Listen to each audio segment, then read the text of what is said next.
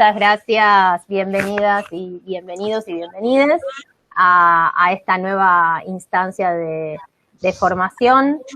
Esta formación la pensamos fundamentalmente desde diversos espacios políticos, Subversión, Marabunta, Maíz, Naturaleza de Derechos, un poco con la idea, con el objetivo de poder discutir políticamente digamos, y al mismo tiempo instruirnos en todo lo que tiene que ver con los procesos de construcción económica, política, social del agronegocio, ¿no? Haciendo como una especie de balance de lo que el agronegocio trajo hasta ahora, tratando de vislumbrar cuáles son las nuevas líneas que el agronegocio se propone trabajar en un futuro inmediato y no tanto, y también discutiendo, debatiendo y proponiendo líneas de trabajo desde nuestros propios espacios,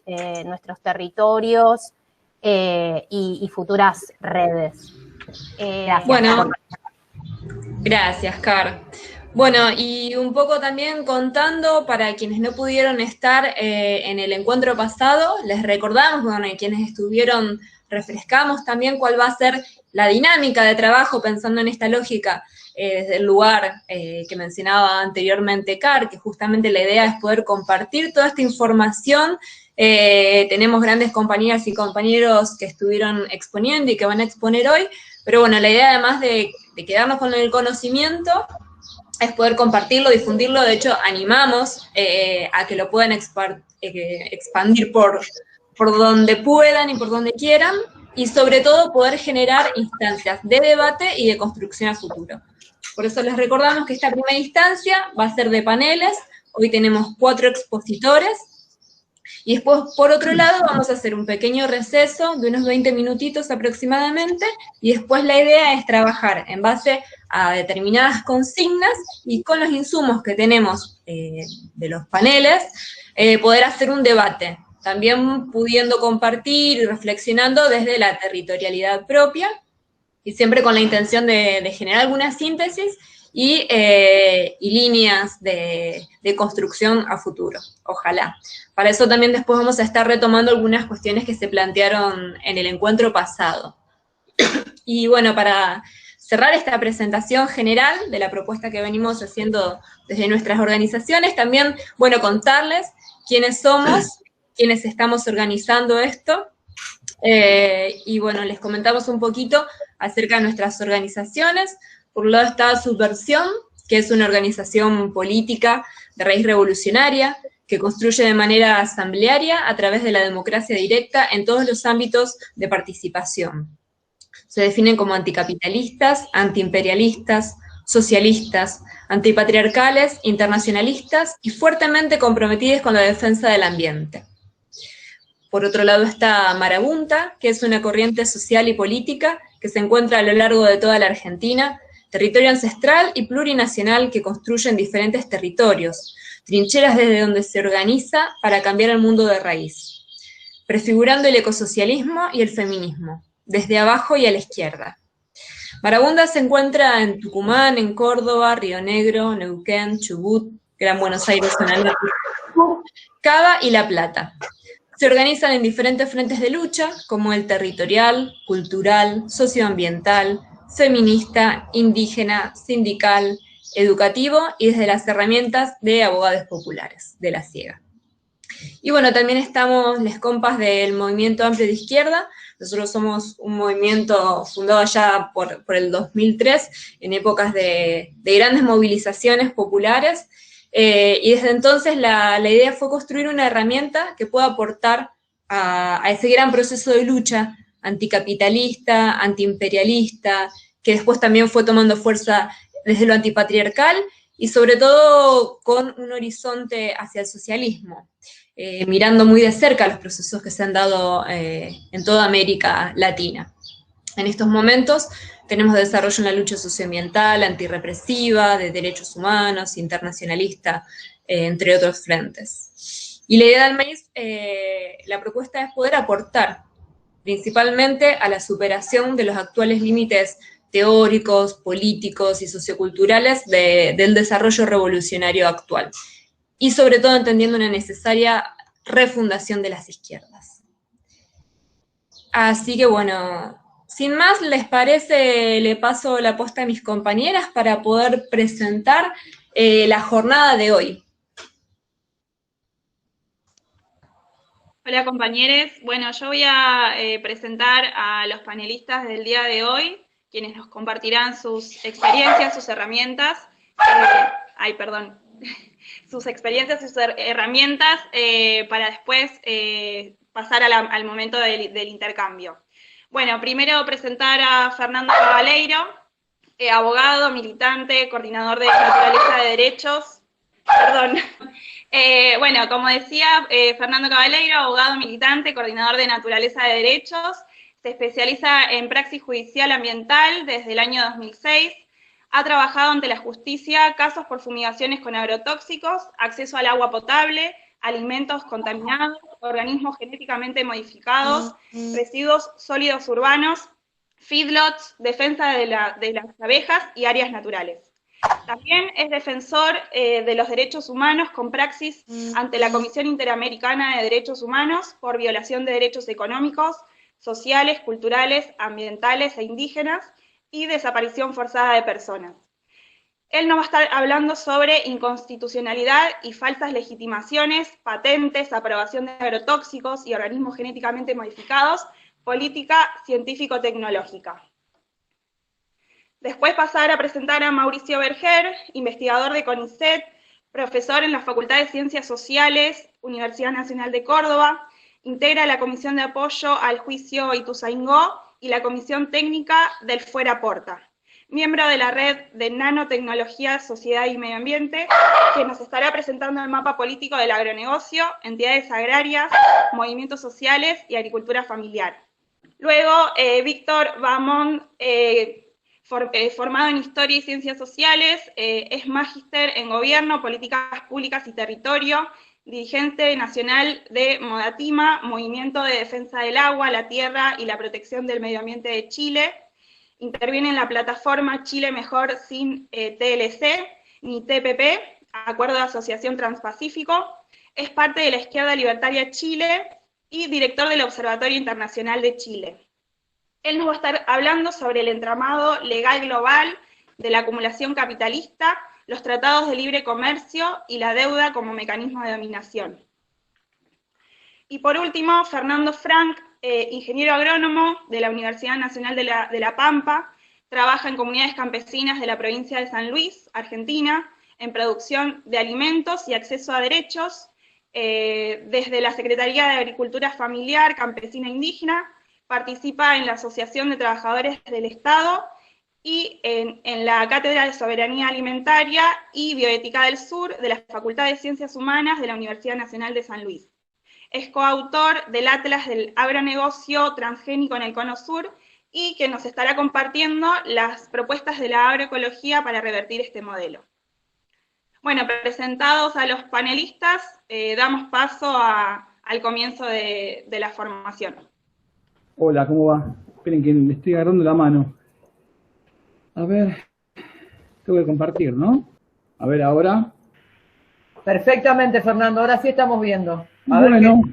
Bueno, les agradezco por la invitación, por el convite, de compartir la mañana del sábado. Voy a tratar de ser rapidito, porque bueno, en verdad son muchas las cuestiones y por ahí en 12 minutos se complica un poco, pero voy a tratar de ser preciso, así podemos ver quizás las dos cuestiones centrales que tienen que ver con el modelo del agronegocio, su paquete ícono, es la utilización de las semillas modificadas genéticamente asociadas con el uso de agrotóxicos, y mostrar en ambos casos los déficits que presentan y lo que denominamos las falsas legitimaciones, que tanto de los agrotóxicos como de los OGM, sustentados en lo que tiene que ver con información que surge de un conocimiento mercantilizado, que se lo presenta como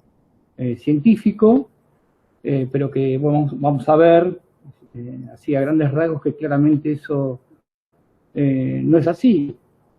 En el tema de los agrotóxicos, lo que podemos... Primero es importante hacer el tema de la definición del concepto de agrotóxicos, ¿no?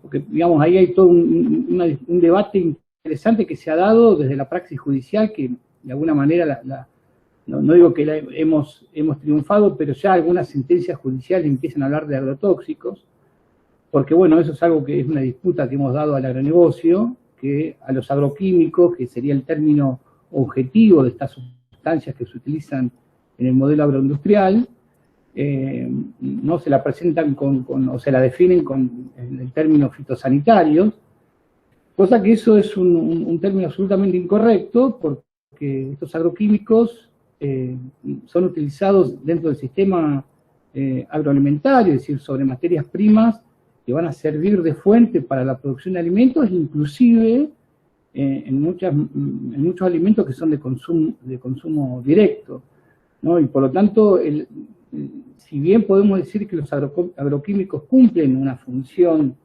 de fitosanidad, que es para eliminar a los componentes biológicos que son los enemigos naturales de los cultivos de que se trate, o para eliminar a las plantas silvestres, a las cuales el agronegocio denomina malezas,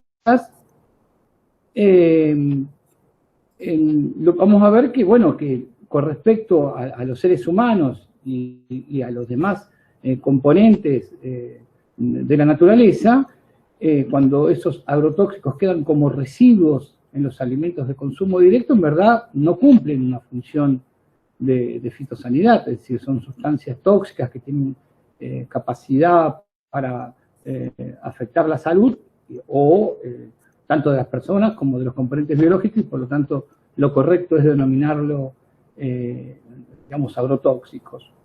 Lo que vamos a ver en la Argentina es que, digamos, tenemos una omisión legislativa a nivel nacional, donde no hay una ley de presupuestos mínimos, o sea, que regule el tema de los agrotóxicos. Recién ahora hay un proyecto de ley que se ha tenido aprobación en una de las cámaras, en su momento en el 2016 también, pero se avanza en una perspectiva para seguir autorizando el uso de estas sustancias.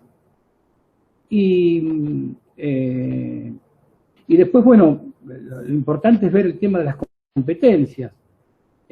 Vamos a ver acá que tenemos tanto a lo que sería a nivel nacional y provincial, distinguir cómo se distribuyen esas competencias en base a lo que sería, bueno, la Constitución Nacional, ¿no? Que a partir del 24 estableció una diferencia muy clara en lo que tiene que ver en la materia ambiental. Y acá lo que vemos en que en cuanto a lo que corresponde al Estado Nacional, esa competencia se circunscribe a la autorización de la comercialización de estas sustancias. Una de las características que tiene esta reglamentación en cuanto a la autorización de la comercialización de los agrotóxicos es que es por un plazo indeterminado, y establece la competencia en un organismo que se encuentra dentro de la Administración Nacional, dependiente del Ministerio de Agricultura, depende técnica y políticamente, que es el Servicio Nacional de Sanidad y Calidad Agroalimentaria, conocido como el SENASA. Y después tenemos el tema de los usos de estas sustancias, donde las competencias son compartidas, o sea, tanto el Estado Nacional como las provincias y los municipios pueden establecer condiciones de uso. Ahí hay una prioridad por parte de las provincias porque son las titulares de sus territorios y que por lo tanto, bueno, son ellas las que, digamos, corresponde que establezcan las condiciones de uso, inclusive pueden prohibir sustancias dentro de sus territorios. Nosotros somos partidarios de que también los municipios pueden ejercer esa competencia de prohibir el uso, no así tanto de la comercialización, que eso forma parte de un debate, ¿no? Lo que vamos a ver es que, bueno, que hasta el día de hoy, bueno, al día de hoy tenemos 5.000 formulados comerciales autorizados que están en el mercado, ¿no?, de este modelo agroindustrial. Después, bueno, por ahí lo que yo les quería remarcar acá tiene que ver con el tema esto del plazo indeterminado, ¿no? O sea, el SENASA cuando autoriza la comercialización no lo hace por un plazo determinado, sino que no se fija ningún plazo, a diferencia, por ejemplo, de lo que sucede en la Unión Europea, y lo que hace que, bueno, que el sistema de revisión sea un sistema dinámico, donde, digamos, en el caso de que surja alguna información.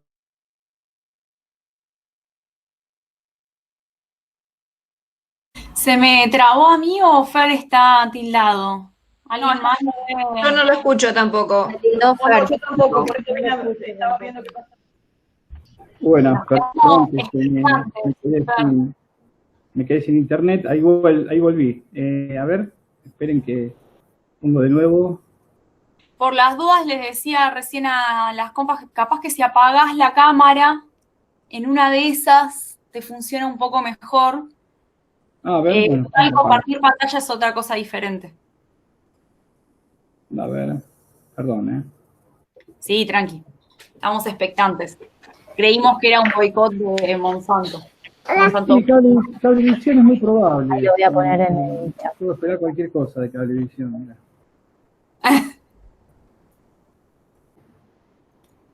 Sí, Fer. Dale, Fer. O sea que se resetean los 12, ¿no? Bueno, no, acá el punto importante es que, bueno, yo estuve hablando, después de un rato me di cuenta que estaba sin línea. Un tema importante que tiene que ver, bueno, de cómo se legitiman y se le da un ropaje de legalidad a los agrotóxicos, tanto a los principios activos como a los formulados, tiene que ver con el hecho de las evaluaciones de los riesgos, que vamos a ver que son absolutamente deficitarias, ¿no? En el caso, por ejemplo, de los principios activos, si bien la normativa, que es del año 99, establece, digamos, estudios completos para los principios activos en lo que tiene que ver en cuanto, o sea, la toxicidad aguda, crónica, los efectos cancerígenos. No se prevé una reglamentación específica que establezca los protocolos y el cumplimiento de directrices, digamos, en cuanto a esos estudios.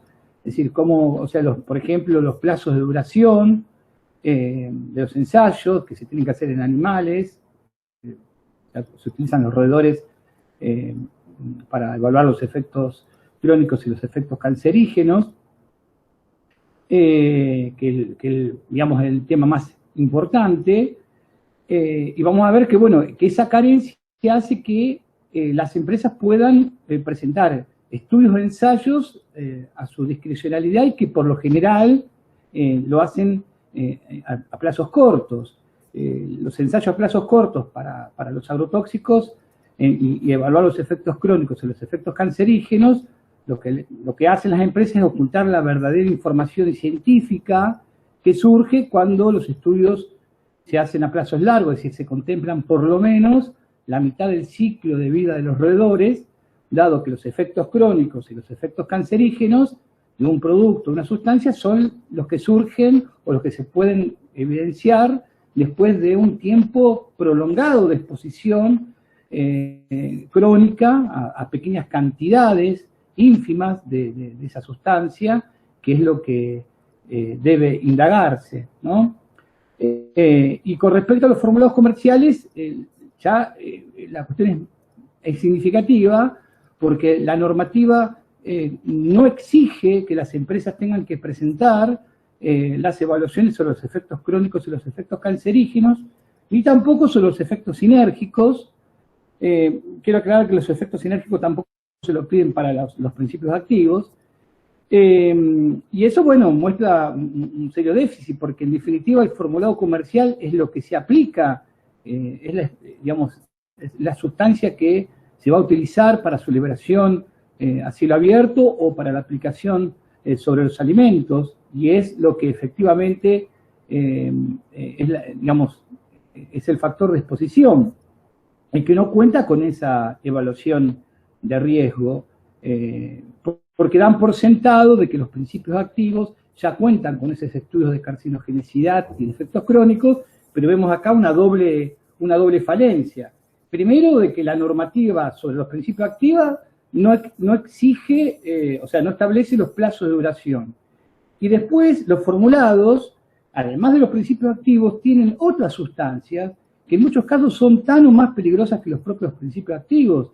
Y en el caso de aquellos formulados donde acumulan más de 2 principios activos, ahí es importantísimo analizar la sinergia que se puede producir en entre esas 2 sustancias. Bueno, eso no está hoy. La normativa que rige la aprobación de los agrotóxicos no lo establece, y eso, bueno, forma parte de la discusión que se está dando con el tema de los agrotóxicos, ¿no? Y aparte, para invalidar el discurso y el relato de las corporaciones o de los productores agroindustriales que en los juicios ellos invocan que están utilizando estos productos que son autorizados por el SENASA y que supuestamente muestran son una garantía, que el SENASA es una garantía de la seguridad y la inocuidad de estos productos, y vamos a ver, estamos viendo que efectivamente eso no es así bajo ningún punto de vista.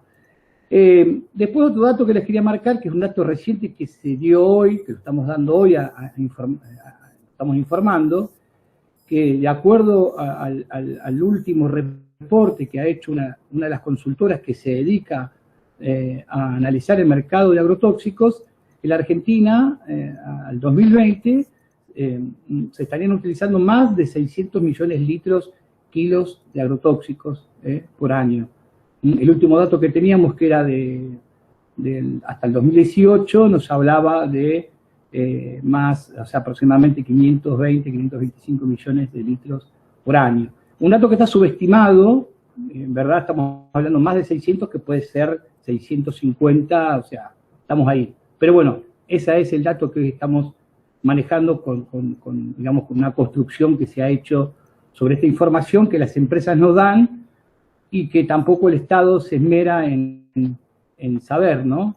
De cuánto es la cantidad de agrotóxicos con números precisos que se utilizan hoy en la Argentina.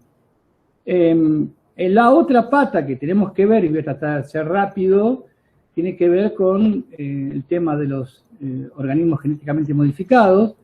Tenemos que empezar a hablar de OGM, no hablar de transgénicos, porque el transgénico es una de las técnicas de la modificación genética, que es incorporar un transgen, por el hecho de que ahora tenemos nuevas generaciones no nueva generación, sino de nuevas técnicas de la biotecnología, como la edición genética.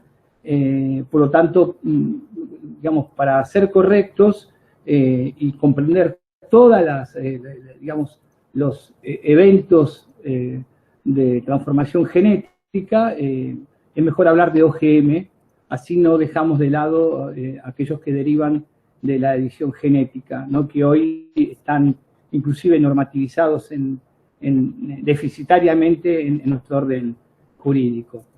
De acá lo que me parece interesante saber es que los OGM tienen un punto de partida a través del decreto reglamentario de la ley de semillas, el decreto reglamentario 2183 del 21 del 10 del 91, fijo esa fecha porque es significativa, primero, por la etapa en que se da, que esto es la etapa donde se conoce como el nacimiento de las relaciones carnales con Estados Unidos.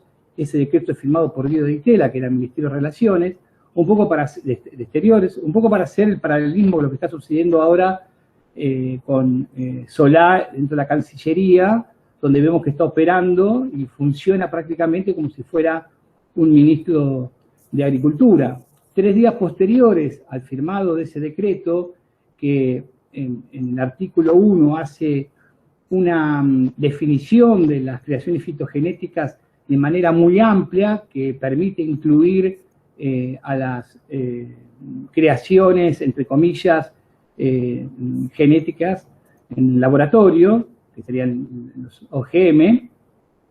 Después tenemos que inmediatamente se realiza la creación de la CONAVIA, 3 días posteriores, y ese es el punto de partida de todo un derrotero que va a terminar en 1996 con la liberación de la primera soja modificada genéticamente de Monsanto, que, bueno, quedó bajo digamos, la máscara de la empresa nidera.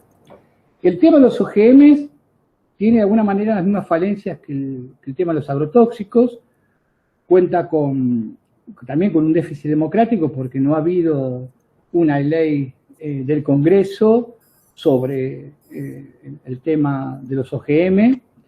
Esta omisión legislativa lo que ha hecho es que se despliegue toda una actividad reglamentaria, como ha sucedido con los agrotóxicos, es decir, que se autorizan los OGM por funcionarios de segunda, tercera o cuarta línea dentro de la administración nacional, o sea, que son los que, digamos, controlan o, que están a cargo del sistema de aprobación de los OGM, y obviamente que esta actividad reglamentaria lo que hace es proscribir la participación ciudadana, no hay un control de la ciudadanía que pueda participar en ese procedimiento de aprobación, y permite toda la actividad de presión y de lobby de las grandes corporaciones que terminan obteniendo las autorizaciones de los OGM de acuerdo a sus necesidades. Un punto importante acá que yo quiero destacar es la cuestión del déficit federal que presenta el sistema de aprobación, porque si bien en este caso, bueno, el sistema de aprobación de los OGM, digamos, prevé la intervención de 2 entes que tenemos que tener presente, que bueno, que es la CONAVIA, que en verdad es un organismo consultor, y el comité asesor de OGM del SENASA. La CONAVIA lo que hace es la evaluación de seguridad ambiental de los OGM, está compuesta por, digamos, organismos estatales y universidades, el CONICET, después también,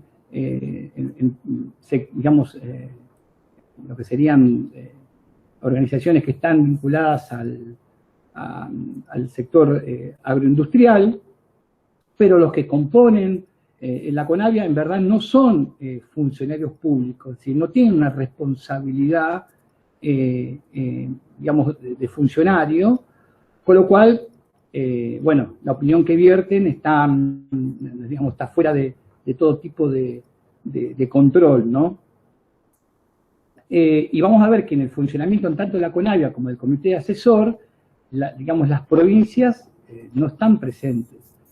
Lo que hace en verdad el Estado Nacional es autorizar la comercialización de los OGM, y acá surge el punto que nosotros queremos ahora poner en debate, porque son las provincias, a partir de la reforma de 1994, que claramente tienen las competencias ambientales sobre sus territorios, porque son las titulares de sus recursos, bienes ambientales, decimos nosotros, pero la Constitución habla de recursos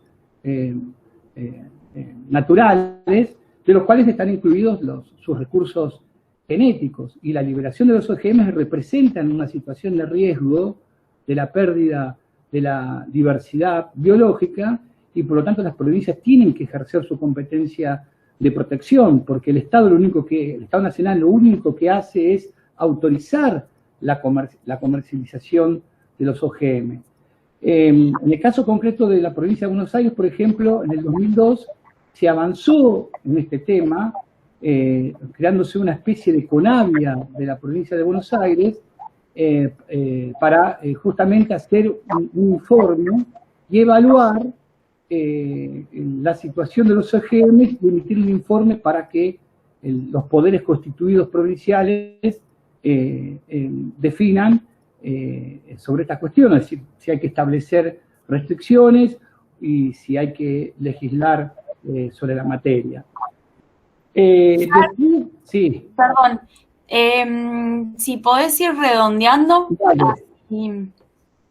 Bueno, y después, digamos, las dos cosas importantes así para marcar que son significativas, bueno, es un poco lo que les marcaba con el tema de los agrotóxicos. Acá pasa exactamente lo mismo en cuanto a las evaluaciones de riesgos. Lo que el agronegocio ha logrado es hacer una fragmentación de las evaluaciones de los riesgos, en este caso, por ejemplo, lo que tiene que ver con el paquete tecnológico en sí mismo, de evaluar por un lado los transgénicos y evaluar por el otro lado los agrotóxicos, cuando en verdad la evaluación tendría que ser integral. Después, los criterios de riesgos que se toman en cuenta para los OGM son construcciones dogmáticas. Hablamos de dos principios que, bueno, por una cuestión de tiempo no puedo desarrollar ampliamente, pero que son el principio de equivalencia sustancial y el principio de coexistencia, que se presentan como principios científicos, pero que en verdad son puramente dogmáticos.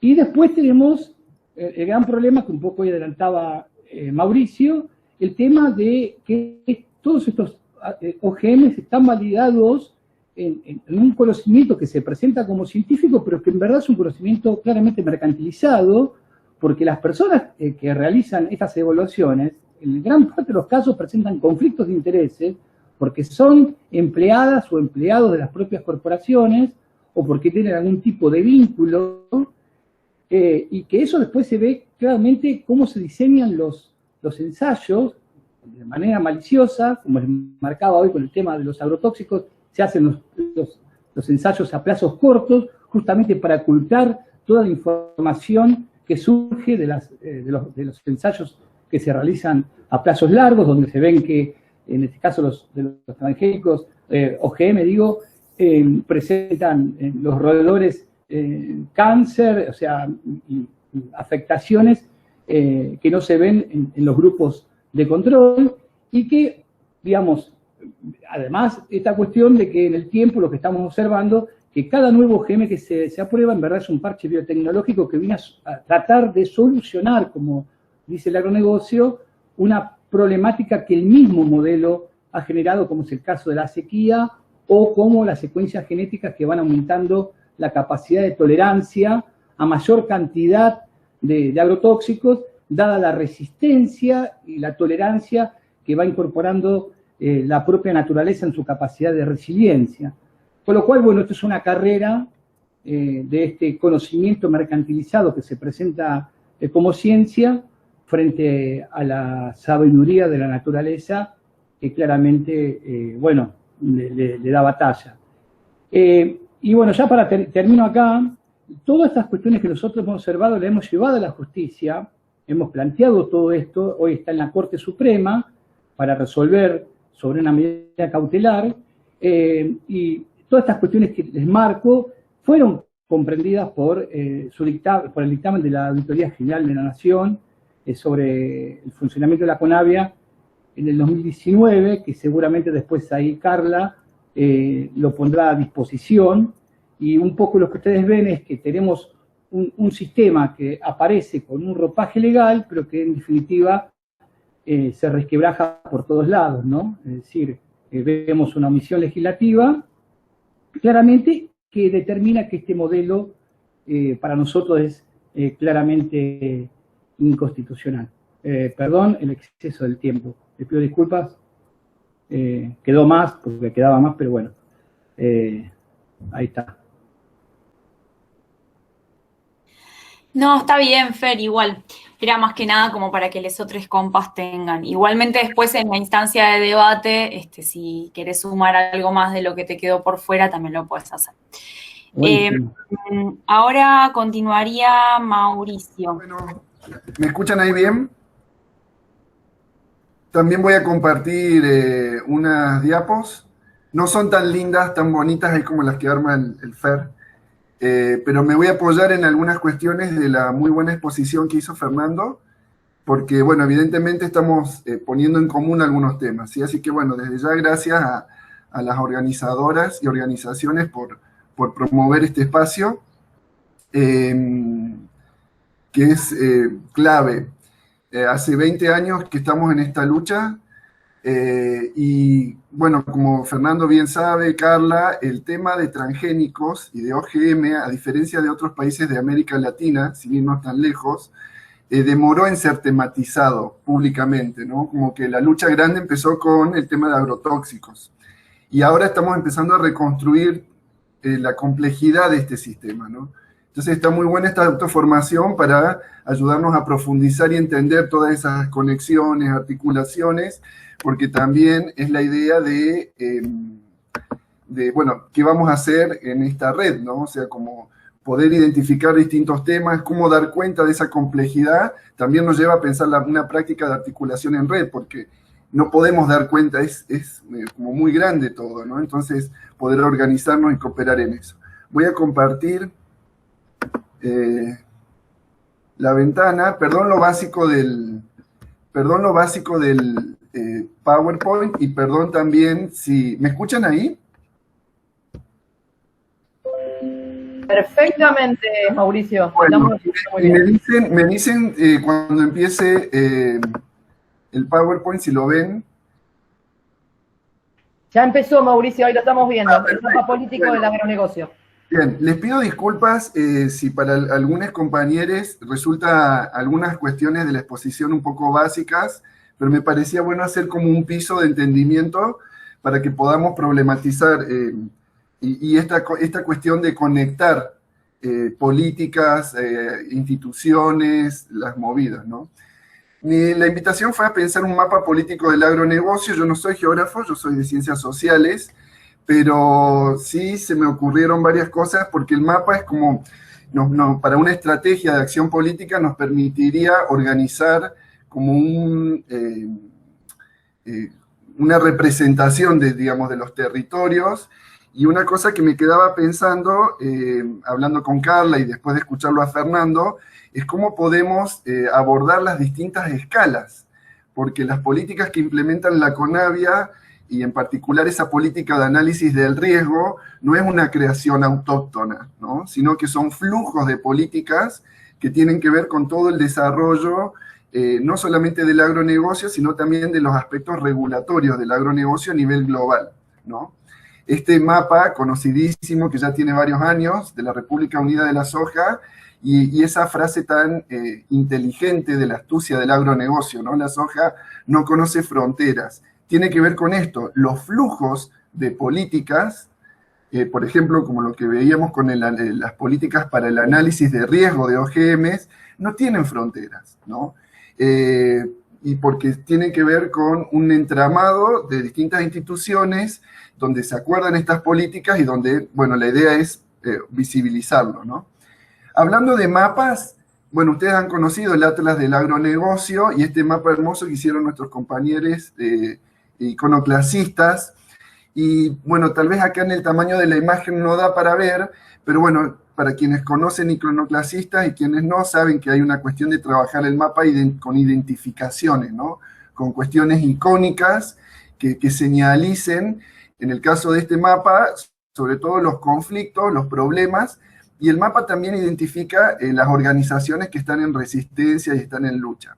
Entonces, pensando en nuestra discusión, en nuestro debate, en una herramienta de acciones, ¿cómo podríamos continuar, digamos, el trabajo sobre este mapa, superponiéndole las capas de las distintas redes y flujos que van forjando las políticas que se toman en el SENASA, en la CONAVIA, ¿no? Y en otras instituciones que tienen que ver no solamente con la cuestión de OGM, sino en cómo se está expandiendo hoy el agronegocio, ¿no? Todo el nuevo eslabón de agrobiocombustibles también tiene sus instituciones, también tiene sus mecanismos, también tiene su montaje de leyes y de acuerdos y resoluciones que tenemos que estudiar, ¿no? Entonces, por esto les decía, las escalas de un mapa son también las escalas de la acción política, ¿no? En un mapa, cuando se representan las escalas, vemos los distintos relieves, se identifican los cursos de agua, ¿no? Como que se pueden tomar también distintas dimensiones, y pensaba para el ejercicio de nuestra inteligencia colectiva, cómo podríamos dibujar esas escalas, ¿no? Porque de repente, como yo decía hace un rato, ¿no? Llegar a denunciar, a visibilizar la responsabilidad de la CONAVIA llevó bastante tiempo, ¿no? Lo mismo con el SENASA, aunque más tempranamente, por el tema de autorización de agrotóxicos, pero en el caso de la CONAVIA nos llevó bastante tiempo, ¿no? Y yo pensaba, qué dificultad poder pensar en las conexiones de la CONAVIA cuando vamos a ver algunas instituciones a nivel internacional y transnacional por donde circulan, donde se forman estas políticas, ¿no?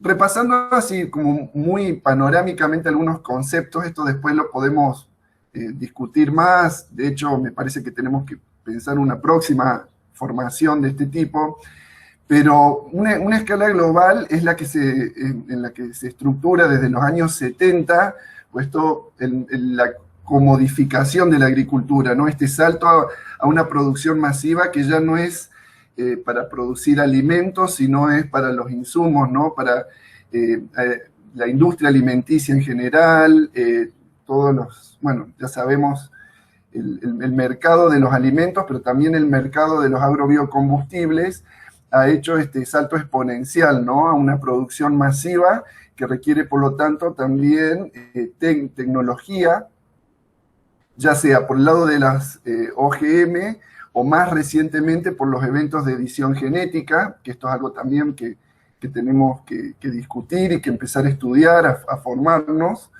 Y bueno, no hace falta que lo repita, Fernando ya lo expuso para el caso de Argentina, un uso exponencial de agrotóxicos y de lo que se viene ya, incluso en el marco de los tratados de libre comercio, los acuerdos de comercio con China y con la Comunidad Europea, el paquete de nanoagrotóxicos, es decir, más tecnología para profundizar este modelo de producción, ¿no? Lo mismo que la digitalización de la agricultura con todo el modelo del AgTech, que bueno, también Naturaleza por Derechos ya lo ha estado difundiendo y denunciando, ¿no? Exponiendo cuáles son los argumentos con los que pretenden legitimarse y hacerse propaganda, ¿no? Entonces, tenemos en un plano internacional, o sea, si le pudiésemos poner en ese mapa, tal vez lo podemos hacer después graficar en un momento de taller, pero estos flujos de políticas, como los que establece la CONAVIA, como los que establece el SENASA, tienen, bueno, en un plano internacional instituciones muy pesadas, muy grosas, y que por más de que nos parezcan lejanas, tienen alto poder, ¿no? La Organización Mundial de Comercio, la Organización de Naciones Unidas para la Agricultura y la Alimentación, y también organismos internacionales de crédito, porque el desarrollo, y esto lo ha expuesto Carla muy bien en su trabajo de investigación, el desarrollo inicial de la experimentación agrobiotecnológica se introdujo bastante por el sistema científico-tecnológico, ¿no? Mediante préstamos para la innovación tecnológica, préstamos para formatear políticas de ciencia y técnica, préstamos para bueno, desarrollar este tipo de experimentaciones, y se metieron muy inteligentemente por los sistemas científicos, tecnológicos, ¿no? Y es interesante porque los libretos del BID y del Banco Mundial, si vemos las políticas, se aplican de forma casi similar en todos los países, ¿no? Esto que decíamos, vienen los préstamos con un libreto de políticas que se traducen de forma más o menos homogénea en los distintos países, ¿no? En estas instituciones sería complejo, yo quisiera apenas como mencionarlas, identificarlas, ¿no? Como para que las podamos ir poniendo en un mapa, que si bien lo podríamos al mapa ubicar geográficamente donde está la sede de estas instituciones, ¿no? Sea Nueva York, sea Ginebra, sea Washington, ¿no? También están los centros de poder, pero como les decía, la idea para el mapa es como pensar que estas políticas se extienden a través de redes, y en esas redes son redes de ideas, son redes de estrategias, son redes de políticas que circulan bastante por el sector universitario, circulan bastante por algunas instituciones como el Instituto de Cooperación Internacional para la Agricultura, por ejemplo, que son grandes formadores de estos marcos, ¿no? Como para pensar las políticas de evaluación del riesgo, la justificación de la agricultura transgénica, etcétera, etcétera, ¿no?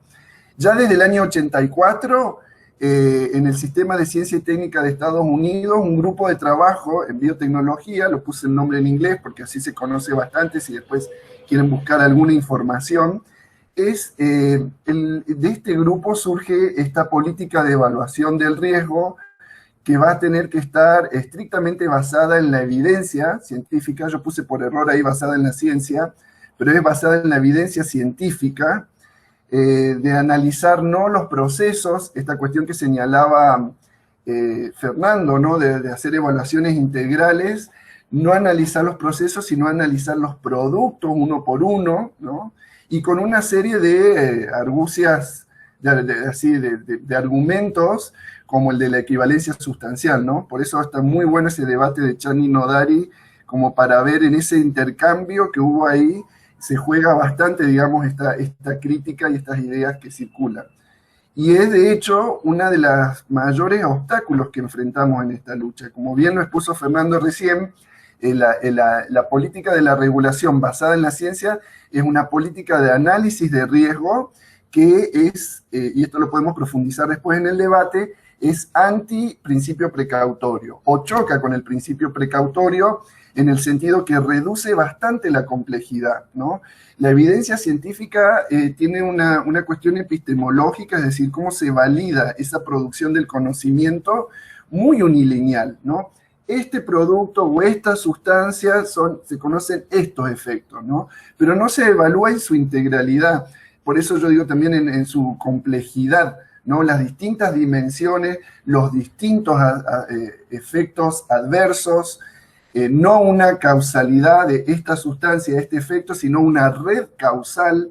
Es decir, esta política ha sido ya bastante discutida, ¿no? Pero sin embargo, tanto en la FAO como en la Organización Mundial del Comercio, a través de su acuerdo sanitario y fitosanitario, esa es la política imperante, ¿no? Y esta política es la que después se impone en todos los organismos, sea la CONAVIA en Argentina, sea la CTN-Bio en Brasil, sea la Cibiogem en México, aunque bueno, ahora hay una especie de moratoria, un caso bastante interesante que está pasando en México. Bueno, en Chile está el compañero Víctor, ahí creo que también se llama algo así como Bio, ¿no? Encima le ponen estos nombres. Y es la cuestión más cerrada, no solamente porque establece esta cuestión epistemológica en torno a la evidencia científica, una causalidad unilineal, esto que decía, ¿no? Que no consideran otros elementos, sino que también tiene otro aspecto, que es que genera algo que en el lenguaje de estos mecanismos le llamamos la comitología, ¿no? Como un comité de expertos. Y eso secuestra, tiene como efecto el secuestro de un debate público, ¿no? Como Fernando decía recién que se proscribe la participación ciudadana. De hecho, estoy totalmente de acuerdo, aunque en los términos de la CONAVIA se abre la consulta pública. Ahora, ¿ustedes vieron los términos en los que se puede participar en esa consulta pública sobre transgénicos? Es totalmente excluyente, ¿no? Tenemos que tener doctorados en agrobiotecnología y llevan la discusión a una cuestión técnica planteada en los términos de estas comisiones cuando el debate es eminentemente público y político, ¿no? Pero bueno, les decía, hay una serie de organizaciones a nivel internacional. En el caso de la Organización Mundial de Comercio, están los órganos de solución de disputas entre partes. Ustedes saben que el objetivo de la Organización Mundial de Comercio es eliminar las trabas que impiden o obstaculicen el libre comercio a nivel global, ¿no? Entonces, yo les decía, en este régimen alimentario neoliberal, que tiene su régimen global de toxicidad también, nuestro país, Argentina, si bien ha firmado la Convención de la Diversidad Biológica de Río del 92, no firmó posteriormente, no ratificó el Protocolo de Cartagena. Es decir, en un acuerdo marco como el del Acuerdo de Río para la protección de la biodiversidad, surge otro acuerdo específico que es Cartagena, que es específico para transgénicos, para OGMs, perdón, y para el tráfico de OGMs entre países, ¿no? Argentina, junto con Estados Unidos y Canadá, hicieron una presentación en la Organización Mundial de Comercio porque estos acuerdos o estas directivas del Protocolo de Cartagena constituían trabas para arancelarias. Es decir, claramente, desde el inicio, la cuestión de la agricultura transgénica en Argentina ha sido una cuestión enmarcada desde lo comercial, ¿no? Entonces, tenemos por otro lado los flujos de las políticas del principio precautorio, la moratoria de transgénicos. Esto es una posición, bueno, que fue muy fuerte en la Comunidad Europea, por eso la demanda de Argentina ante la OMC fue contra la Comunidad Europea, pero también tenemos países en América Latina que tienen moratoria de transgénicos, como Perú, como Costa Rica, por ejemplo, ¿no? Entonces, ¿qué es lo que les quería decir? Estos organismos definen políticas no por sí mismos en sus comandos centrales, sino también en articulación con los países y con las representaciones de los países, ¿no? Entonces, tomando este ejemplo solo para no extenderme mucho, ¿cómo llegamos hasta la Organización Mundial de Comercio, ¿no? Hablando de mapas y hablando de escalas, es una escala que nos parece como tremendamente lejana, ¿no? Si pensamos en nuestros territorios y ver que todo este desarrollo tiene que ver con acuerdos celebrados en la Organización Mundial de Comercio. Y en relación al acuerdo sanitario y fitosanitario, no solamente son estos acuerdos y la presentación de demandas, ¿no?, contra países que impongan estas trabas para arancelarias, aduciendo cuestiones de protección de la salud y del ambiente, sino que también en la OMC y en la FAO, en la Organización de Naciones Unidas para la Agricultura, la CONAVIA, no sé si ustedes lo han visto en las noticias, ha recibido todos los premios y el reconocimiento. Es decir, el lobby de este modelo de agricultura en estas instituciones tiene en Argentina un activo protagonista, ¿no? Y eso es un problema muy grande, ¿no? Porque si vemos las estructuras más allá de los gobiernos de nuestro país, vemos que la estructura de los ministerios de Agricultura mantiene, ¿no?, el modelo, más allá del signo político del gobierno, y el modelo es el de la comodificación de la agricultura, ¿no? Para discutir después este flujo de políticas y de estas redes y flujos de políticas tienen distintas herramientas o mecanismos que también deberíamos poder identificarlos. Así como los iconos nos enseñaron a poner estos iconitos en los mapas, ¿no?, para los ejercicios de mapeo colectivo, también deberíamos afinar la puntería contra todas estas mecanismos con los que el sistema se estabiliza, compatibiliza entre una escala internacional, una nacional, una local, ¿no? Y cómo, sobre todo, modula y reduce o pretende reducir los conflictos, ¿no? Entonces, hay una cuestión de flexibilización normativa muy fuerte, y también en el lenguaje del derecho se habla mucho de una soft law o de una ley suave, que serían leyes que ya no tienen, por ejemplo, un régimen penal, ¿no? Es decir, el que cumple la ley puede ser denunciado penalmente y le corresponde una pena, ¿no? Sino que son como directivas, códigos de adopción voluntaria, recomendaciones, ¿no?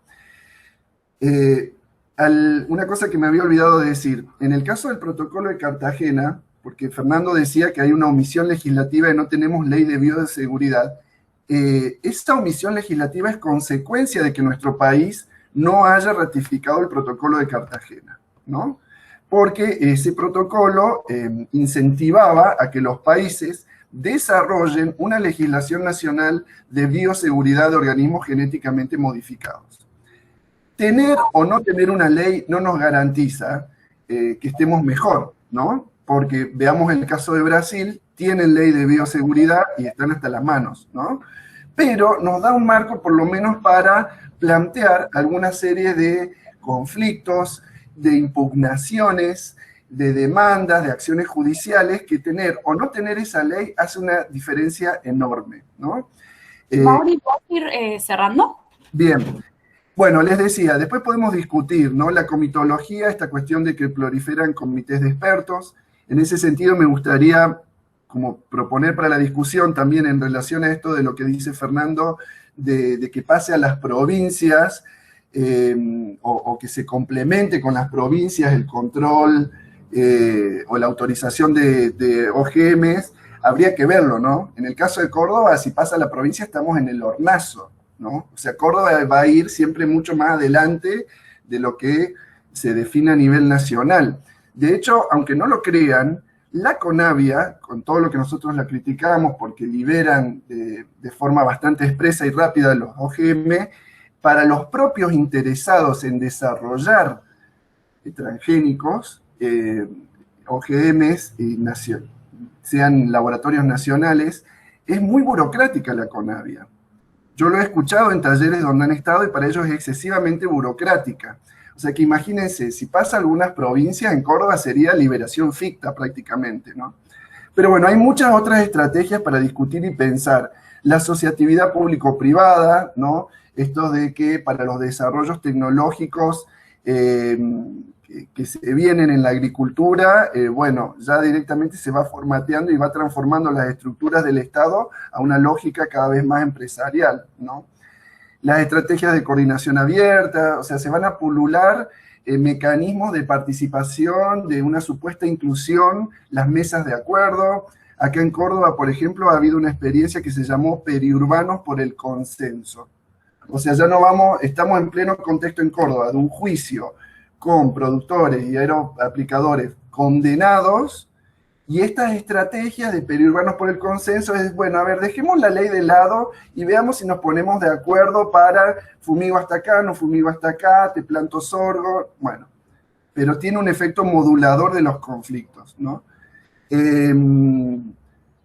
Eso, gente, la escala nacional ya la presentó un poco Fernando. Quería señalar que además de la Conavia y el SENASA está la Dirección de Mercados Agrícolas, que es más inaccesible todavía que las otras, y sin embargo la firma de esta Dirección de Mercados Agrícolas es la única que ha tirado abajo y ha desaprobado algunos de los eventos OGM presentados ante la Conavia, ¿no? No por piolas, sino porque han hecho su evaluación de mercados, ¿no? Y la dirección argentina en Cancillería de la OMC, donde ahora está Solá, pero donde, bueno, no me acuerdo cómo se llamaba el otro canciller de Macri, pero es increíble la posición argentina, y con esto cierro, la posición argentina en el debate de las reuniones regulares que hay del protocolo de Cartagena, por más de que Argentina no lo haya ratificado, es un país que participa de estas reuniones.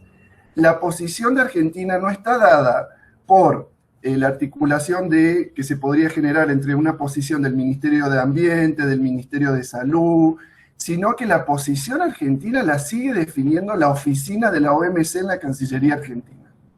O sea que me parece que tenemos que ver estas instituciones transnacionales y ponerlas en el mapa también, ¿sí? Bueno, gente, después seguimos en el debate. Disculpen la extensión. Espero que se haya entendido algo. Sí, perfecto, se entendió. Sí, después lo que vaya quedando lo pueden retomar, no hay ningún problema. Bueno, entonces ahora le pasamos ahí la palabra a Víctor Bahamonde Brintú, no sé si estoy diciendo bien tu apellido, perdón, compa. No sé si tendrás vos también una presentación para hacer o si va a ser más bien exposición. Sí, voy a hablar solamente, no tengo presentación digital. Dale, perfecto. Arranque nomás. Bueno, muchas gracias por la invitación. Me parecen muy interesantes las exposiciones que han planteado los compañeros anteriormente.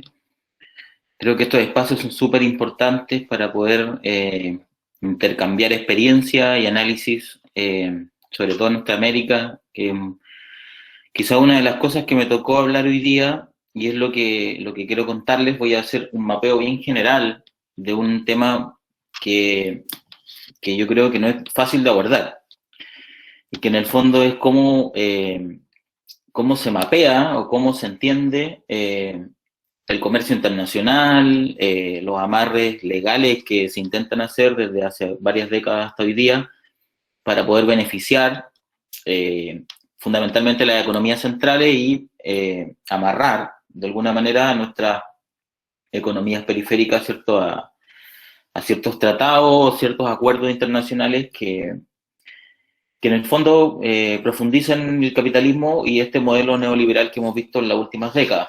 Y en particular creo que ahí Chile tiene harta relevancia porque Chile es el país que tiene más tratados de libre comercio en el mundo, 26 tratados hasta hoy día, desde el año 90 hasta hoy. Y básicamente voy a contar un poco cómo llegamos a esto y cuál es el análisis que nosotros hacemos hoy. Bueno, en primer lugar, contar mi organización, Modatima, el Movimiento por la Defensa del Agua, la Tierra y la Protección del Medio Ambiente, forma parte de una plataforma de más de 300 organizaciones en Chile que se llama Chile Mejor Sin TLC, que en algún momento, cuando nació, y ahora Chile Mejor Sin TPP-11, que es como el acuerdo que hoy día está en boga y se está discutiendo en el Parlamento.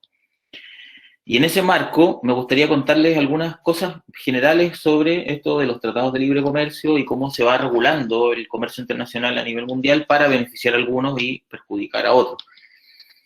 Y en particular, si yo les cuento, y se los dije desde el año 90, hasta hoy día tenemos más de 26 tratados, Chile recuperó precisamente su democracia en el año 90, es decir, mantuvo una dictadura militar desde el año 73 hasta el año 90.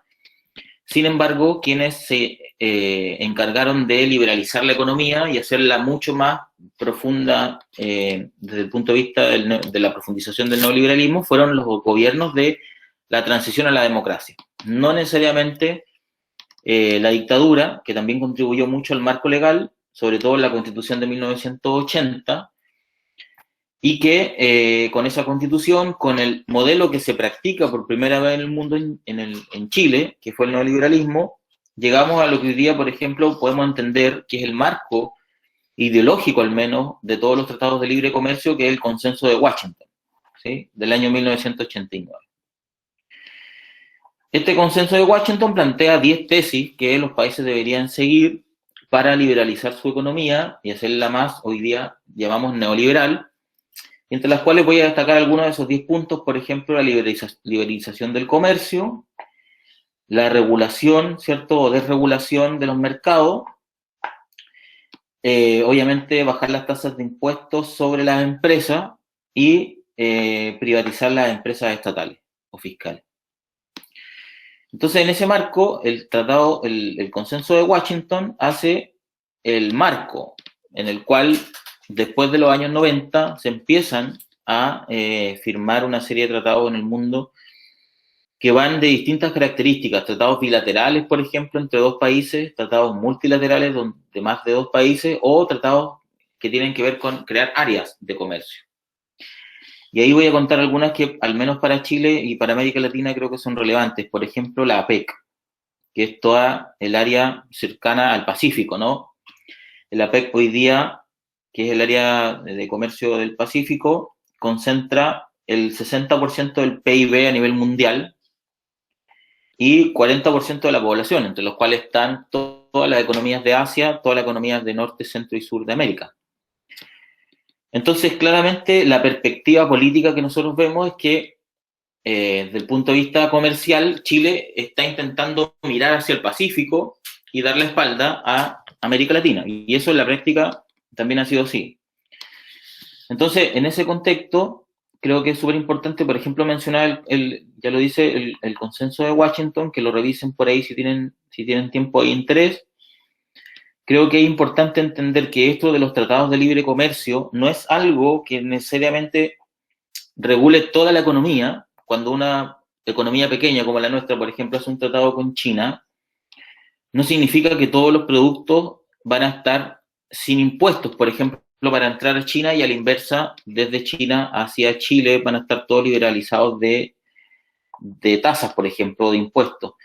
Sino que cada tratado hay que analizarlo en su dimensión, es decir, cada tratado regula ciertas áreas de la economía donde ambos países tienen intereses. Voy a dar un ejemplo con respecto al Tratado de Libre Comercio que hizo Chile con Estados Unidos, por ejemplo. Cuando Chile firma un tratado con Estados Unidos, evidentemente Estados Unidos liberaliza la tasa de ingreso de algunos productos de Chile hacia Estados Unidos, fundamentalmente de materias primas, ¿sí? No todas las cosas que llegan desde Chile que se pueden exportar desde Chile hacia Estados Unidos, van a tener cero impuesto. Sí las materias primas. Y a la inversa, lo que llega de Estados Unidos hacia Chile, muchos de esos productos que vienen manufacturados, fundamentalmente, por ejemplo, la industria farmacéutica, ingresan al país sin impuesto y evidentemente genera un impacto en la economía porque, por ejemplo, después del Tratado de Libre Comercio con Estados Unidos se encarecieron profundamente los medicamentos. Porque entre las cláusulas que pusieron los estadounidenses en ese tratado es que Chile no puede, por un plazo, ampliaron el plazo, por ejemplo, no puede generar medicamentos genéricos sobre algunos remedios, por ejemplo. Es decir, solo pueden ingresar ese tipo de remedios desde Estados Unidos a Chile sin impuesto y evidentemente también genera una desregulación del mercado. Finalmente se le entrega la potestad al mercado que regule y aumentan drásticamente los precios. Hoy día en Chile tenemos una legislación profundamente abierta a la industria farmacéutica. Nosotros decimos en Chile tenemos en cada esquina existen 4 farmacias, una en cada esquina, y está lleno de farmacias porque evidentemente el modelo da para eso, ¿cierto? Y además, muchas de esas farmacias se han llegado a coludir.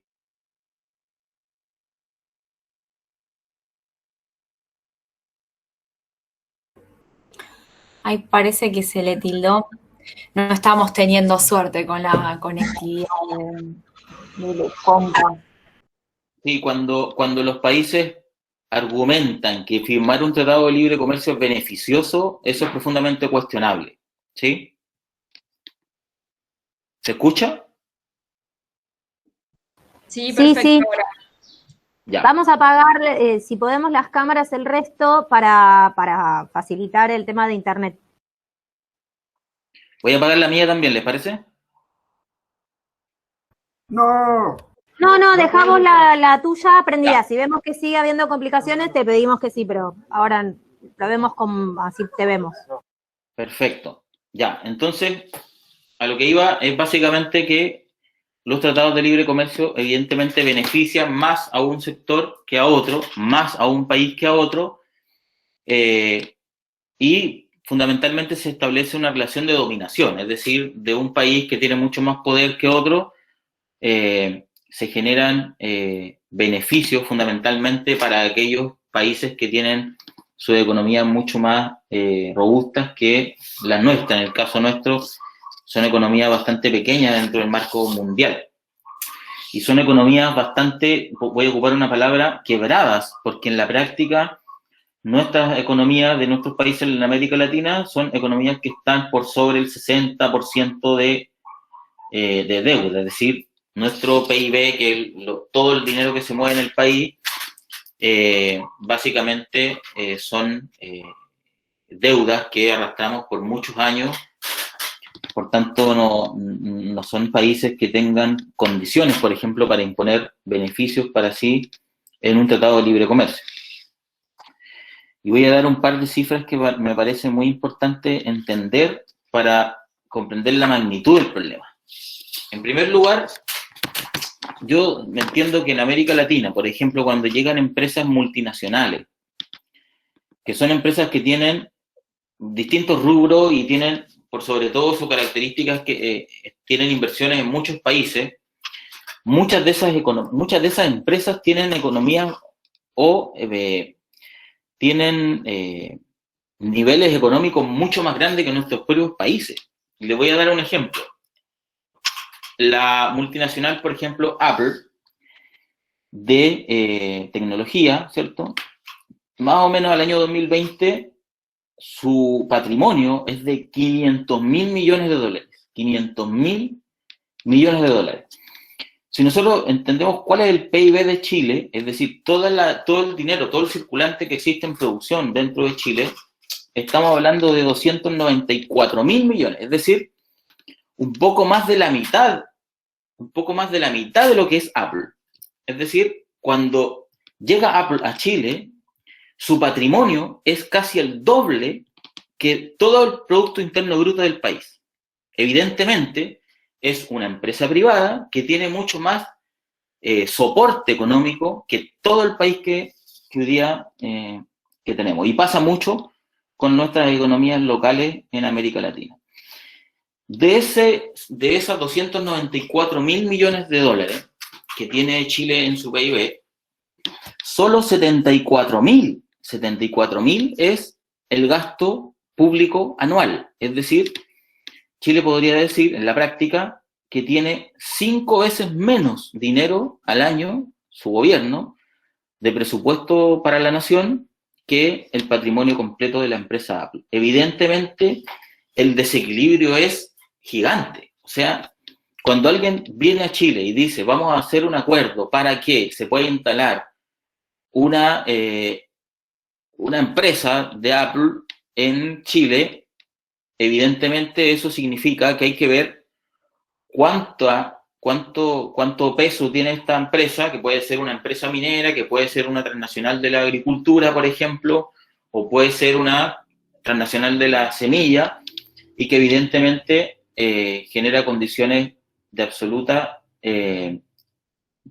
desequilibrio en los países como los nuestros. Porque su patrimonio completo, evidentemente, tiene mucho más posibilidades, ¿cierto?, de instalar condiciones que las que nosotros tenemos para poder regularle. Si nosotros entendemos este mapa, yo les dije 294.000 millones de dólares es más o menos el PIB de Chile. El 80% de ese PIB es deuda internacional, es decir, la economía chilena está endeudada en un 80% a más o menos 12 años, es decir, tiene que pagar créditos fundamentalmente que ha pedido en el extranjero a bancas privadas y a organismos internacionales por lo menos 12 años más para poder llegar a un equilibrio fiscal. Sin embargo, en la práctica la deuda se convierte en estructural, es decir, casi es imposible que los países como los nuestros terminen pagando esas deudas, sino más bien lo que hacen es ir renegociando los intereses y las deudas mismas para mantener este desequilibrio económico mundial que nos hace vivir en una economía profundamente dominada, ¿cierto? Entonces, eso es como uno de los datos que me gustaría presentarles, porque en el fondo cuando hablamos de la liberalización de la economía, con ese concepto mucha gente dirá, bueno, liberalizar significa como algo positivo, porque en el fondo la libertad es un concepto positivo que han perseguido los pueblos, sin embargo, en la práctica significa dominación de pueblos como los nuestros versus países como Estados Unidos, la Unión Europea, en este caso como un área económica, y países de cualquier índole, o cuando se abren, por ejemplo, las fronteras a la instalación de empresas transnacionales que son mucho más grandes que nuestras propias economías. Es decir, los países como los nuestros terminan entregándole las condiciones más óptimas para que esas empresas transnacionales puedan dominar nuestros pueblos. Y doy otro dato a partir de lo que estamos conversando solo para el debate, y con esto cierro. Cuando se produce la crisis subprime, no sé si recuerdan, entre el 2007 y 2009, en Estados Unidos, es decir, que hubo un endeudamiento masivo, estructural, con la banca privada, a partir de la construcción de vivienda. Cuando se hizo esta crisis, que todavía seguimos teniendo repercusiones, los gobiernos, tanto de Estados Unidos como de Europa, inyectaron a la banca privada para salvar bancos privados más de 3 trillones de dólares para salvar bancos privados, ¿sí? Manfred Magnif, que es un economista chileno que ya falleció hace un par de años, que recibió en los años 90 el Premio Nobel Alternativo en Economía, que hizo un estudio muy interesante sobre una tesis que tiene el capitalismo global y que nosotros muchas veces repetimos, y es que ante recursos limitados, necesidades ilimitadas. ¿Han escuchado eso, cierto? En economía, como que en realidad hay que hacer un poco, con recursos pocos, hay que hacer mucho porque las necesidades son infinitas. Eso es falso. Magnifico un estudio, dice, no hay más de 9 necesidades en la vida y en la historia, y el resto son satisfactores de necesidades, ¿sí? Entonces, evidentemente, ante una necesidad hay múltiples satisfactores. Bueno, Magnif hizo un cálculo bien interesante para entender la magnitud de lo que le estoy contando. Este marco regulatorio global de la economía capitalista.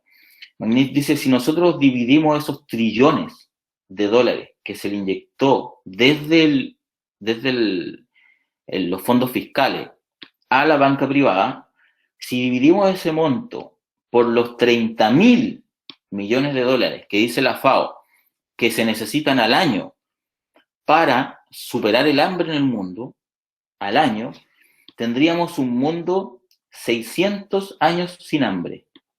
600 años sin hambre.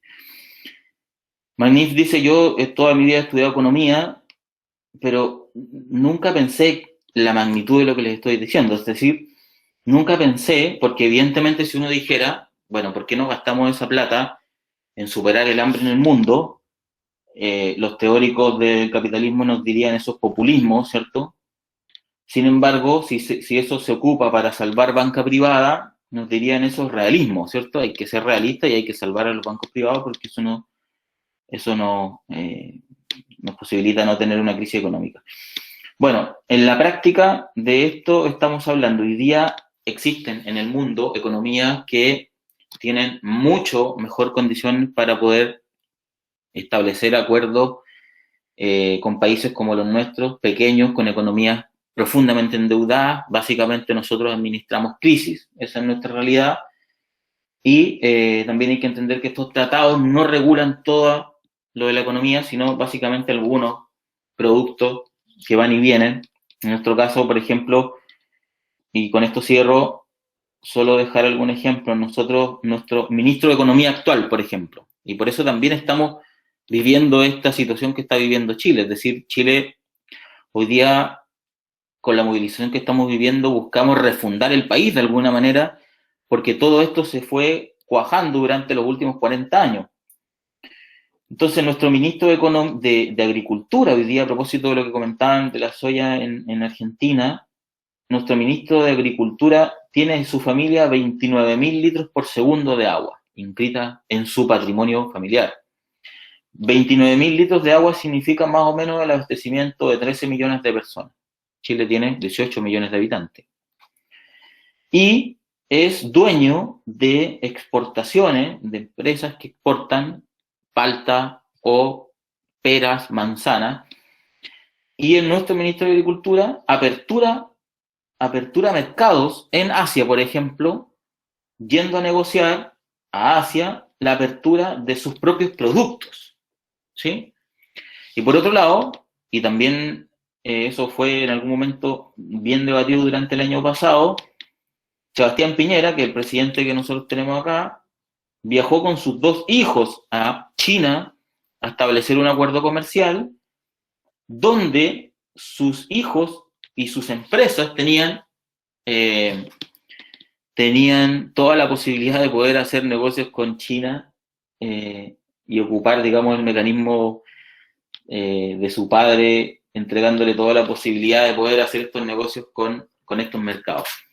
¿A qué voy con esto? Yo creo que, en el fondo, y con esto cierro, cuando nosotros hablamos de la regulación que existe en el mercado mundial sobre la economía como las nuestras, pequeñas, versus a lo que está ocurriendo en el mundo, de esta neoliberalización de todo, creo que es importante, por ejemplo, entender que ya no podemos hablar de los tratados de libre comercio solamente como un mecanismo de poder resistir, ¿sí? Yo creo que hay que empezar a construir nuevas formas de resistencia. Y creo que una de las cosas que nos ha mostrado, por ejemplo, este último tiempo, y con esto creo que es importante recalcarlo, cuando nosotros hablamos del TPP-11, el TPP-11 ya no solamente habla de comercio, ¿sí? Se quiere dar un nuevo formato de acuerdo mundial. Y creo que ahí va a ser muy importante el TPP-11 para entender qué otras cosas se pueden regular entre países y que no necesariamente pasen por el comercio.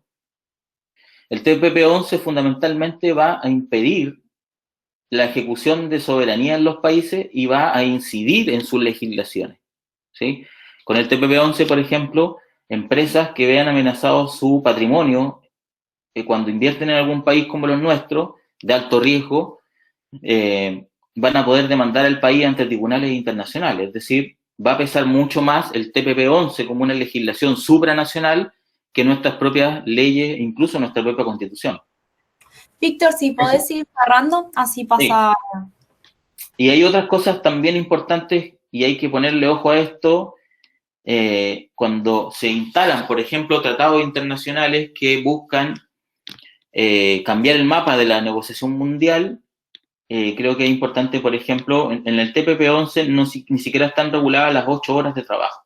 Es decir, podemos tener, firmando estos tratados internacionales, retrocesos históricos que le ha tocado luchas importantes a los pueblos en toda su historia.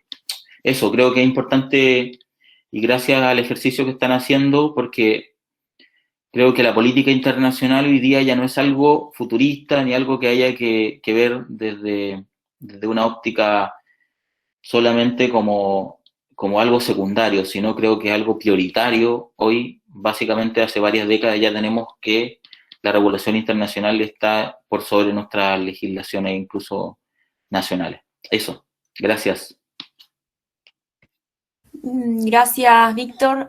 Bueno, le pasamos ahora la palabra a Fernando Frank. Bueno, buenos días. Muchísimas gracias por la invitación. Yo voy a activar el cronómetro. Si ven que se corta, me avisan. Y si se corta del todo, me avisan por WhatsApp, porfa. Así no quedo hablando solo. Bueno, la invitación a mí era que hablara de la propuesta de la agroecología ante todo este panorama. Lo primero que voy a decir es que hay muchas agroecologías. Entonces, ante la misma pregunta hecha a otra persona que no fuera yo, la respuesta seguro que va a ser distinta.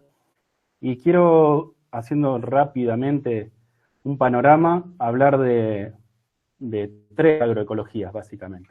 Una agroecología técnica, que se centra, académica, que se centra en algunas cuestiones muy similares al objeto de la agronomía, de esta forma que se dio en la modernidad de analizar lo rural, sobre todo desde las ciencias modernas, desde las ciencias cartesianas, y desde lo académico, institucional, en Argentina y en otros países del mundo. Principalmente, la agroecología que está en ese plano es una crítica a la revolución verde y a los monocultivos históricos. La otra es una agroecología de los movimientos sociales, sobre todo definida con mucha precisión por la Vía Campesina Internacional, que es de la que yo voy a hablar. Y la tercera es algo que es muy extraño y que está pasando en muchos países, que es los intentos de cooptación de la palabra agroecología por parte de las entidades de los agronegocios. En concreto, CropLife, que es una organización financiada por las empresas agrotóxicas y semilleras, está hoy hablando de agroecología, está hablando de agroecología a Presid, está hablando la Asociación de Productores en Siembra Directa, Presid, o sea, justamente los que llevaron el paquete a muchísimos territorios de la Argentina de destrucción de los agronegocios. Está hablando de agroecología la sociedad rural, está hablando de agroecología la gente de los agronegocios, de la formación de posgrado de agronegocio de la Universidad de Buenos Aires. Bueno, entonces estamos en un panorama muy, muy complejo de intento de vaciamiento de la potencia transformadora política de la agroecología, por lo cual tenemos que ser precisos en qué estamos nombrando cuando nombramos agroecología desde los movimientos. para eso, la definición concreta en este contexto, de esta disputa específica, de este momento histórico, que a mí me parece precisa y potente políticamente, es la de la Vía Campesina Internacional, que lo une con el otro concepto, que es la soberanía alimentaria. O sea, no una agroecología de los agronegocios para sostener el sistema de monocultivo y centrado en exportaciones de los agronegocios, sino una agroecología para la soberanía alimentaria, para el derecho a la alimentación, para el derecho de los pueblos a dialogar con la naturaleza, con su conocimiento, con su historia, y con un objetivo muy concreto que es la alimentación. Puede parecer algo muy obvio decir que la agricultura se tiene que centrar en la alimentación. Sabemos que no es así, ya que los agronegocios lo que han hecho es destruir los sistemas alimentarios a partir justamente de los negocios y de un montón de producciones no alimentarias, como son los agrocombustibles, o de producciones alimentarias tremendamente conflictivas para la salud colectiva y de los territorios, como son la ganadería industrial. Estamos en un contexto donde se está discutiendo el convenio para las megafactorías porcinas, y los comestibles ultraprocesados, esta forma que desarrolla el capitalismo de alimentación desde la salida de la Segunda Guerra Mundial. Muchos productos se desarrollaron en ese momento, y el capital tiene puesto el foco no solo en la agricultura, sino en la alimentación, en reemplazar a partir de estos comestibles ultraprocesados a los verdaderos alimentos. Es un negocio multimillonario. Hay datos de Grain que dice que el negocio, el intercambio de alimentos entre la humanidad supera por muchas veces el intercambio sumado del petróleo, las armas, los vehículos, un montón de actividades económicas que tienen una importancia geopolítica estratégica y que más, bueno, la alimentación es mucho más grande. Entonces entendemos que estén poniendo en eso no solo las empresas de los agronegocios, sino las empresas informáticas con esta aberración de la agricultura digital. En todo este contexto que estuvimos viendo con los compañeros que expusieron antes, y por lo que vi del encuentro que no pude participar del sábado pasado, la agroecología crece. Avanzan los agronegocios, pero en simultáneo avanzan en ciertos planos los debates de la soberanía alimentaria y la agroecología. Para hablar de Argentina, a veces en Argentina, en los medios porteños, hablan de Argentina y están hablando de la ciudad como mucho, del AMBA, y en lo rural muchas veces se dice Argentina cuando se habla de la pampa húmeda. La Argentina es mucho más que la ciudad, es muchísimo más que la pampa húmeda. Entonces, para hablar de agroecología en Argentina vamos a tener que mencionar los megaterritorios del país.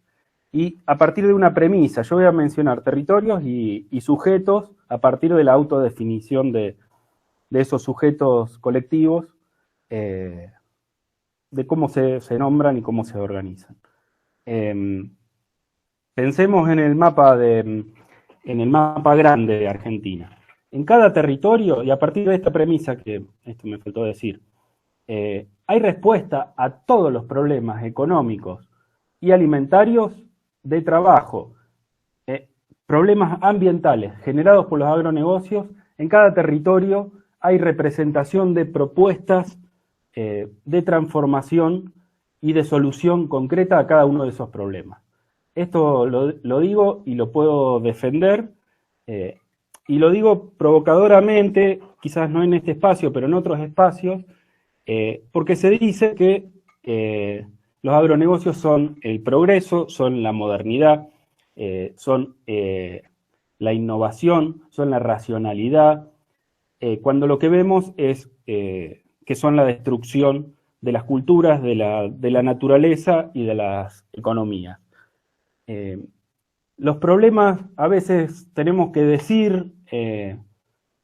responder a la pregunta de si es posible alimentar a la humanidad a partir de reemplazando a los transgénicos y a y a los agrotóxicos? La respuesta es muy obvia, pero no es obvia en ciertos espacios, sobre todo en espacios académicos. Y lo que vamos a decir es que tenemos 12.000 años de agricultura que avalan la posibilidad de producir sin agrotóxicos y sobre todo sin transgénicos. En esa historia larga de la agricultura hubo hambrunas y en cada uno de sus casos se explican más por la desigualdad y por la opresión política que por la falta de producción. Eso es muy obvio, pero hay que decirlo, y los datos son muy contundentes de que esto es así. Y la otra cuestión, yo hablaba antes de ultraprocesados y de alimentos de pésima calidad que son buenos para hacer negocio y no para la salud. Los agronegocios armaron todo este sistema y lo que hacen es reemplazar a los alimentos reales. Por lo tanto, y producir un volumen de desperdicio que está calculado en el 30% de lo que llega a espacios de consumo, se desperdicia sobre todo en países centrales. La agroecología, la soberanía alimentaria, tienen propuesta, como les decía, para cada problema y desde cada territorio. Rapidito los nombro, tanto en el noroeste argentino como en el noreste argentino, en la región pampeana, por supuesto, en la Patagonia, en toda la franja. Hoy estoy en San Juan, viajé hoy desde San Luis, que es donde vivo y donde trabajo. En todo este territorio, yo hice algo como 500 kilómetros hoy de madrugada, todo territorio de bosque nativo. En toda la franja, les podría haber traído el mapa, lo pueden buscar, del Gran Chaco americano, esta mega región que además de incluir a Bolivia, Paraguay, en Argentina entra hasta el Valle del Conlara, que es donde yo vivo. Hay familias campesinas produciendo en diálogo con la naturaleza, con el bosque nativo, y sin duda pueden ser llamados producción agroecológica y sin duda soberanía alimentaria. También en la región más árida, llamada Espinal, literalmente con datos del censo 2018, decenas de miles de familias viviendo y produciendo en el pastizal natural y en el bosque nativo. En simultáneo, superpuesto, con un avance brutal bueno, yo les decía, participé del Atlas del Agronegocio Transgénico, que vi que lo trabajan como bibliografía. Ahí van a poder encontrar 5.6 millones de hectáreas deforestadas por el avance de la soja y los maíces transgénicos, y principalmente en esto que les decía yo de región chaqueña. No provincia de Chaco, sino región chaqueña, toda la serie de provincias y de territorios. Algunos nombres de estos sujetos, porque no solo se trata como les decía, de pampa húmeda, sino de todos estos territorios. Y por supuesto, la definición de agroecología de base campesina, indígena, nos representa, y además encontramos otras autodenominaciones como chacareros, huerteros, huerteras, todo el fenómeno de la neoruralidad, las personas que eligen ir de un origen urbano o periurbano a la ruralidad, y también los territorios urbanos y periurbanos donde crece el debate y la producción agroecológica y la construcción de la soberanía alimentaria. Otra cuestión que me gustaría plantear, hay en los años recientes una unidad territorial, un tejido de relaciones personales y políticas entre lo que es la denuncia a los agronegocios, sobre todo a los agrotóxicos, desde los colectivos de lucha frontal contra los agrotóxicos, en articulación con quienes trabajan la tierra y producen alimentos. Eso se está dando a nivel nacional y a nivel territorial, es una novedad y es una fuerza tremenda que tiene en muchos territorios, donde yo vivo y trabajo y en muchísimos territorios. Y después lo último, en ciertos ámbitos, sobre todo académicos, se le pide a quienes hablamos de agroecología que traigamos a la mesa la solución mágica, ¿no? Como el reemplazo a la solución mágica, entre comillas, de los agronegocios, que son el paquete de transgénicos y agrotóxicos. Bueno, esa solución mágica no existe, porque nunca lo existió, y esa de los agronegocios es un gran mito y una gran mentira. Entonces no voy a traer ninguna tecnología, porque la discusión, y voy a traer esto para el debate, con esto termino, el debate es político y la solución es política. Y no está trabada el crecimiento de la soberanía alimentaria y la agroecología no está trabado en lo tecnológico. No es que todavía no tenemos la propuesta superadora, la propuesta mágica, la propuesta genial, sino que está trabado en el avance de los agronegocios, que que imposibilitan el acceso a la tierra y que generan condiciones de vida muy malas en muchos territorios rurales de la Argentina. Entonces, el debate es político, lo sabemos, estamos trabajando muchas de las organizaciones que estamos acá y muchas otras en construir poder, y sin duda necesitamos políticas públicas. Las políticas públicas no tienen que ser sectoriales de apoyo a la producción, sino que tienen que tener una mirada estratégica y articulada de soberanía alimentaria en toda la complejidad, que incluye, por supuesto, el reclamo histórico de reforma agraria integral, pero también incluye muchos otros reclamos históricos de otros sectores de la sociedad. Estamos hablando desde Argentina, desde uno de los países más urbanizados del mundo y de la historia. Entonces eso, por supuesto, lo tenemos que tener en cuenta cuando hablamos de agroecología y de soberanía alimentaria. Y sin dudas hace falta muchas cosas. Una estratégica fundamental es el acceso a la tierra con agua. Muchos sectores del país son áridos o semiáridos, por lo tanto el agua es fundamental, también lo es en las zonas húmedas y subhúmedas, pero sobre todo cuando hablamos desde los territorios más secos, y a todos los medios de producción, por supuesto. Repito esto, la agroecología, la soberanía alimentaria no están trabadas en lo tecnológico, están trabadas en lo político y en que los sectores del poder político, y no me refiero solo a los partidos, a los funcionarios, la sociedad en sí, comprenda que estamos en el camino sin salida de los agronegocios, metidos como casi ningún otro país, o sea, no hay muchos otros países que hayan apostado a los agronegocios transgénicos como apostó Argentina. Entonces, sin duda hay salida, y sin duda los caminos a recorrer ante los problemas complejos, siempre las soluciones tienen que ser diversas. Se habló ya de pensar en distintas escalas, y sin duda la escala local y de tejido de diversidades localmente es fundamental para la lucha política de la agroecología y la soberanía alimentaria. Bueno, para no extenderme más, dejo por ahora ahí y la seguimos. Muchas gracias. Bueno, gracias Fer y a todos los compañeros que estuvieron exponiendo desde temprano.